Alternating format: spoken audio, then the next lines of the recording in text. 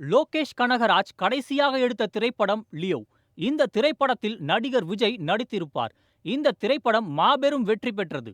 இதனைத் தொடர்ந்து super star Rajinikanth நடிப்பில் உருவாகி வரும் கூலி திரைப்படத்தை லோகேஷ் கனகராஜ் இயக்கி வருகிறார். இவரின் ஜி ஸ்குவாட் தயாரிப்பு நிறுவனத்தின் அடுத்த தயாரிப்பாக பென்ஸ் என்கிற திரைப்படம் உருவாகி வருகிறது. இந்த திரைப்படத்தில் ராகவா லாரன்ஸ் நடிக்கிறார். பாக்யராஜ் கண்ணன் இத்திரைப்படத்தை இயக்குகிறார். இந்த திரைப்படத்திற்கு லோகேஷ் கனகராஜ் கதை எழுதியுள்ளார். கடந்த மாதம் லாரன்ஸ் அவர்களின் பிறந்த நாளை முன்னிட்டு திரைப்படத்தின் கிளைமாக்ஸ் வீடியோ வெளியானது. அந்த வீடியோவில் இயக்குனர் லோகேஷ் கனகராஜ் தன்னுடைய யூனிவர்ஸ்க்கு லாரன்ஸை வரவேற்பது போல் காட்சி அமைந்தது.